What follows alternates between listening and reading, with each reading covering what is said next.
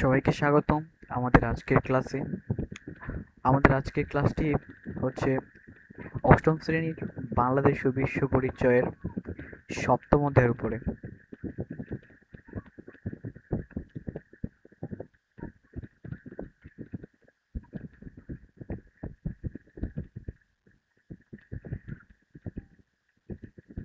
তো সপ্তম অধ্যায়টির নাম হচ্ছে সামাজিকরণ। আচ্ছা, সামাজিকরণ অধ্যায়টি পড়ার আগে আমাদেরকে জানতে হবে যে সামাজিকরণ আসলে জিনিসটা কি। তো আমরা তো মানুষ, মানুষের বেঁচে থাকার জন্য অনেকগুলো উপাদানের দরকার। এই উপাদানগুলোর মধ্যেই সমাজ হচ্ছে একটা।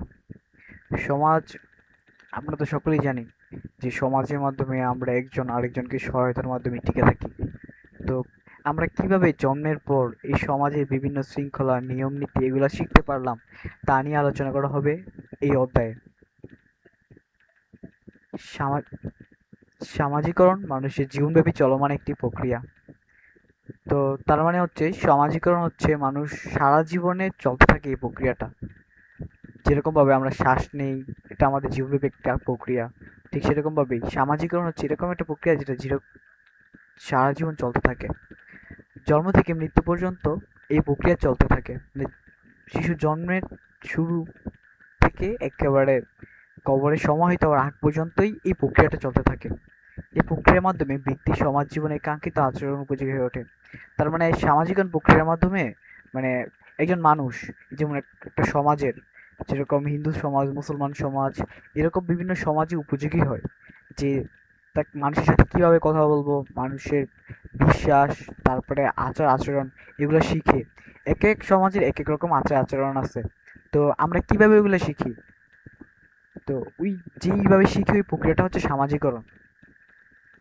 এই সমাজের নিয়ম নীতি, মূল্যবোধ, বিশ্বাস, আদর্শ ইত্যাদি আয়ত্ত করে ব্যক্তি যেমন নিজের উন্নয়ন ঘটায়, তেমনি সমাজ উন্নয়নে অংশগ্রহণ করে। মানে এই প্রক্রিয়ার মাধ্যমে ব্যক্তি নিজের উন্নয়ন ঘটায়, যেমন আমি নিজের উন্নয়ন ঘটাতেছি কি করে, পড়ালেখা করে। তারপর ব্যক্তিও এই সামাজিকরণের মাধ্যমে নিজের উন্নতি ঘটায়, কথাবার্তা, চালচলন এগুলোর উন্নতি ঘটায়। তার সাথে সমাজের উন্নতি ঘটাতে নিজের অংশগ্রহণ করে। ষষ্ঠ শ্রেণী সপ্তম শ্রেণীতে সামাজিকরণ সম্পর্কে ধারণা অর্জন করেছো। এ অধ্যায়ে শিশু সামাজিকরণে কতিপয় উপাদানের প্রভাব, মানে সামাজিকরণের ফলে কি হবে, বাংলাদেশে গ্রাম ওই সমাজে সামাজিকরণ প্রক্রিয়া, যে সমাজের শিশুরা কিভাবে বেড়ে ওঠে, তারপর গ্রামের শিশুরা কিভাবে বেড়ে ওঠে, ওই প্রক্রিয়াটা নিয়ে আলোচনা করা। তারপর সমাজে বিশ্বায়নের প্রভাব, বিশ্বায়ন মানে কি, এই যে আমরা যে আধুনিক হইতাছি দিন দিন, এই প্রক্রিয়াটা প্রভাব সম্পর্কে আমরা অ্যাওয়ার্ড হবো, সচেতন হবো। সামাজিকরণের বিভিন্ন প্রতিষ্ঠানের প্রভাব এর দ্বারা কি বোঝাইছে, যেমন আহ কিভাবে বলা যায়, যেমন জলবায়ুতে বিভিন্ন জিনিসের প্রভাব, যেমন গাছ কাটা, তারপর নদী নদী থেকে বা মাটি উত্তোলন, এগুলা সম্পর্কে আলোচনা করে হইতেছে জলবায়ু বিভিন্ন কারণে, জলবায়ু পরিবর্তনের বিভিন্ন কারণ সম্পর্কে। তো এখন মান আমাদের যে সামাজিকরণ হয়, মানে মানুষ যেভাবে সমাজে উপযোগী হয়ে ওঠে, এই সমাজে উপযোগী হওয়া তো নিজে নিজে হয় না। নিজে নিজেই হয়, কিন্তু আশেপাশে পরিবেশ থেকে শিক্ষা, যেরকম আমরা আমাদের বাবা মা থেকে শিখি কিভাবে বড়দের সম্মান করতে হবে, তারপর স্কুল থেকে শিখি কিভাবে সবার সাথে ভালো আচরণ করতে হবে, কিভাবে নেতৃত্ব দিতে হবে, খেলার মধ্যে শিখে কিভাবে একজন আরেকজনকে সহায়তা করে খেলা জিততে হবে। এইগুলা হচ্ছে সামাজিকরণের বিভিন্ন প্রতিষ্ঠানের প্রভাব। এই প্রতিষ্ঠান বলতে এই যে খেলার সাথী থেকে আমরা তো বন্ধুদের থেকে শিখি, যেমন কথায় আছে না, সঙ্গদোষে লোহা ভাসে। তো এই লোহা হচ্ছে একটা প্রতিষ্ঠান। এরকম ভাবে আমরা এখন বিভিন্ন প্রতিষ্ঠানে কি রকম প্রভাব ফেলে আমাদের জীবনে, এগুলো আমরা জানবো। আর সামাজিকরণ তো ইতিমধ্যে বলছি যে একটা প্রক্রিয়া, এই প্রক্রিয়ার মাধ্যমে একটা শিশু শিখে কিভাবে সমাজে চলতে হবে। এটাই ব্যক্তির সুষ্ঠু বিকাশের জন্য সামাজিকরণ প্রয়োজন। জন্মের পর থেকেই মানুষ শিশু সমাজের নিয়ম কানুন ও রীতিনীতি শিখতে থাকে। কি বলা হয় সামাজিকরণ প্রক্রিয়া। এটা হচ্ছে একটা, এক কথায় উত্তর আসে এরকম, রীতিনীতি শিখতে থাকে, কি বলা হয় সামাজিকরণ প্রক্রিয়া। এই অধ্যায়ে আমরা সামাজিকরণের ক্ষেত্রে কয়েকটি সামাজিক প্রতিষ্ঠানের ভূমিকা সম্পর্কে জানবো। পরিবার, আচ্ছা, এখন আমরা জন্মের পর তো সবার আগে পরিবারের সাথেই থাকি, 4 বছর 5 বছর, তারপর গিয়ে আমাদের বন্ধুদের সাথে দেখা হয়, তারপর আমরা তাদের কাছ থেকে শিখি। তো সামাজিকরণে সবার আগে কাদের সাথে আমাদের দেখা হয়? পরিবারের সাথে। তো সেক্ষেত্রে সবচেয়ে প্রথম বাহন হচ্ছে পরিবার। এটা এমসিকিউতে আসে অনেক। পরিবারে বসবাস করতে গিয়ে শিশু পরিবারের সদস্যদের প্রতি আবেগ, শ্রদ্ধানুভূতি, শ্রদ্ধা, ভালোবাসা শেখে। খাদ্যাভ্যাস, পোশাক পরিচ্ছদ, ধর্মচর্চা, শিক্ষা গ্রহণ বিষয়গুলো সম্পর্কে পারিবারিক সংস্কৃতির প্রতিফলন সরাসরি ব্যক্তির উপর পড়ে। যেমন তোমার পরিবার কিরকম পোশাক পরে, তারপর কোন ধর্মের মানুষ, তারপরে শিক্ষা গ্রহণ করে নাকি না করে, এগুলো সম্পর্কে আমরা পরিবার থেকেই তো শিখি যে আমরা কোন ধর্মের। যেমন আমরা জন্মের পর জানলাম যে আমরা ইসলাম ধর্মের, তারপরে আমাদের পোশাক কি, ইসলাম ধর্মের পাঞ্জাবি, বোরখা, এগুলো সম্পর্কে আমরা জানছি। তো এটাই হচ্ছে, এই জন্যই বলা হয় সামাজিকরণের সর্বাপেক্ষা শক্তিশালী বাহন হচ্ছে পরিবার। আহ আসতে পারে যে সামাজিকরণের সর্বাপেক্ষা শক্তিশালী বাহন কি? তো আর তখন লিখবো যে পরিবার। আর যদি লিখে কেন, তখন আমরা লিখবো এই যে এই কথাটা পুরা লিখতে হবে আমাদের। তারপরে আমরা তো এখন পরিবার ছেড়ে তারপর পরিবারের আশেপাশে মানে নিজেদের ঘরের আশেপাশে যারা আছে তাদের থেকে শিখি। পাশের বাড়ি আন্টি, পাশের বাড়ির সমবয়সী বন্ধু, তাদের থেকে, ঠিক না? মা বাবা ও পরিবারের ও স্কুলের পর প্রতিবেশীরাই শিশু সামাজিকরণের ক্ষেত্রে সবচেয়ে গুরুত্বপূর্ণ ভূমিকা পালন করে। চারপাশের মানুষের আচার আচরণ ও রীতিনীতি দেখতে দেখতে শিশু বেড়ে ওঠে। এভাবেই সে সহজে সমাজের রীতিনীতি শিখে। স্থানীয় মানুষের ভাষা, মানে কিভাবে কথা বলে, আচার আচরণ ও মূল্যবোধ তার আচরণের উপর প্রভাব ফেলে। তো এর কারণেই দেখা যায় যে আমাদের যারা বিভিন্ন দরিদ্র দেশে আছে তাদের আচার আচরণ একরকম, আর যারা উন্নত দেশে আসে তাদের আচার আচরণ একরকম।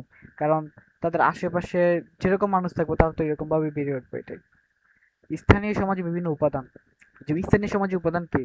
যেমন বিজ্ঞান ক্লাব, সাহিত্য ক্লাব, এগুলা।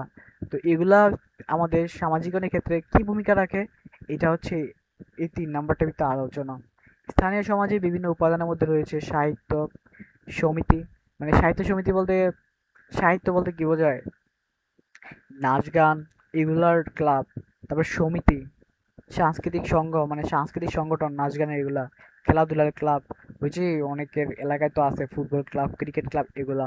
সঙ্গীত শিক্ষা কেন্দ্র, এই গান শিখায়। বিজ্ঞান ক্লাব প্রভৃতি। স্থানীয়ভাবে গড়ে ওঠা এসব সংগঠন ব্যক্তির চিন্তা, দৃষ্টিভঙ্গি, মানে মানুষকে কিভাবে বিচার বিশ্লেষণ করে, এটা এটাকে বলা হয় দৃষ্টিভঙ্গি ও আচার আচরণের উপর গভীর প্রভাব ফেলে। ব্যক্তি এসব সংগঠনের সঙ্গে নিজেকে জড়ায়। মানে আমরা বিজ্ঞান ক্লাবে যুক্ত হই, সাংস্কৃতিক ক্লাবে যুক্ত হই, এটাই সংগঠনভুক্ত অন্যদের সাথে মিশে। মানে সংগঠনের তো উনি তো এক ক্লাব মেম্বার না, ওনাকে ছাড়া যে মেম্বারটা আছে তাদের সাথে মিশা, তাদের বুদ্ধিবৃত্তি, সুকুমার বৃত্তি ও সৌন্দর্যবোধ জেগে তোলে। সুকুমার বৃত্তি মানে হচ্ছে কিভাবে কোন একটা জিনিসকে তিনি জাস্টিফাই করতেছে, এটাকে বলে সুকুমার বৃত্তি। ওই সৌন্দর্যবোধ মানে সবকিছুকে সুন্দরভাবে নেওয়া, এই অনুভূতিটা হচ্ছে সৌন্দর্যবোধ। এই বোধ তাকে সহনশীলতা শেখায়, মানে যে কোনো পরিস্থিতিতে ধৈর্যশীলতা শেখায়। এভাবে ব্যক্তি স্থানীয় সমাজের সাথে নিজেকে খাপ খাওয়ায় এবং তাদের অংশ হয়ে ওঠে। আচ্ছা, 3 নম্বরে হচ্ছে সমবয়সী সঙ্গী। সমবয়সী সঙ্গী মানে কি? সেম এজ বন্ধুরা, এটাই। শিশু সামাজিকরণের ক্ষেত্রে সমবয়সী বন্ধু বা সঙ্গীরা গুরুত্বপূর্ণ ভূমিকা পালন করে। শৈশবে সমবয়সীদের সাথে খেলাধুলার আকর্ষণ থাকে অপ্রতিরোধ্য। মানে শৈশব বলতে আমাদেরকে বোঝায়, ধরো এই আনুমানিক 4 থেকে 10 12 এরকম কিছু একটা শৈশবকে বোঝায়। এভাবে খেলার সাথীরা একে অপরের কাছ থেকে অনেক কিছু শিখে। তো ছোটবেলায় যখন আমরা প্রথম প্রথম খেলাধুলা শিখি, তো আমরা খেলতে যাই আমাদের সমবয়সী যারা আছে তাদের সাথে। তো তাদের থেকে আমরা অনেক কিছু শিখি যে কিভাবে কি খেলতে হয়, কিভাবে দৌড়াতে হয়, এসব কিছু। কথাবার্তা, আচার আচরণ, চালচলনের ক্ষেত্রে তারা একে অন্যকে প্রভাবিত করে। এর মধ্য দিয়ে তাদের মধ্যে সহমর্মিতা, সহযোগিতা, সহনশীলতা ও নেতৃত্বের গুণাবলী বিকশিত হয়।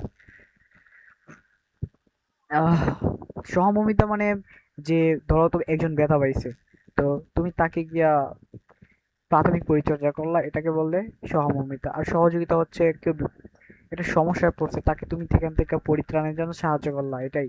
সহনশীলতা বললাম এই ধৈর্য, যেমন কেউ তোমার উপরে আঘাত করছে, তো তুমি তাকে আঘাতের সাথে সাথে তার রিপ্লাই না দিয়া কিছুক্ষণ ধৈর্য ধরলে, এটাই নেতৃত্বের গুণাবলী। যে সবাইকে কিভাবে একটা নির্দিষ্ট কাজ করানো যায়, ওই গুণাবলী। শিক্ষা প্রতিষ্ঠান মানে আমাদের স্কুল, বিদ্যালয় থেকে শুরু করে বিভিন্ন ধরনের শিক্ষা প্রতিষ্ঠানের শিক্ষার্থীরা পরস্পরের সাথে মিলিত হওয়ার পর্যাপ্ত সুযোগ পায়। মানে দেখো তুমি, বেশিরভাগ বন্ধুরা তো স্কুলে যায়, স্কুলে গিয়ে তারপরে একজন আরেকজনের সাথে মিলিত হওয়ার সুযোগ পায় স্কুলে যেয়ে। তো এর মাধ্যমে একে অপরের নানাভাবে প্রভাবিত করে। যেমন তুমি তোমার এক বন্ধুর সাথে মিশছো, তো তার থেকে তুমি কিছু শিখলা, তার কিছু শিখাইলা, তো এইভাবে একজন আরেকজনের প্রভাবিত করে। শিক্ষা প্রতিষ্ঠানের শিক্ষার্থীরা ভাষা, যেমন শুদ্ধ করে ভাষা বলতে পারা, পারস্পরিক সহযোগিতা, সহমর্মিতা তো বললামই, দেশপ্রেম, যে আমরা তো জাতীয় সঙ্গীত গাই, তারপরে আমাদের রণসঙ্গীত গাই, এগুলোর মাধ্যমে আমাদের দেশের প্রতি দেশপ্রেম জাগানো হয়। তার বিভিন্ন অনুষ্ঠানের মাধ্যমে দেশপ্রেম জাগানো হয় দেশের প্রতি। ও নেতৃত্ব দেওয়ার মতো গুণাবলী অর্জন করা হয়, ওই যে ক্লাস ক্যাপ্টেন নির্বাচন করে শিক্ষা প্রতিষ্ঠানের ভিতরে। তো ওগুলো থেকে আমরা নেতৃত্ব দিতে হবে কিভাবে সেটা বুঝতে পারি। এভাবেই শিক্ষা প্রতিষ্ঠান সামাজিকরণের গুরুত্বপূর্ণ ভূমিকা পালন করে।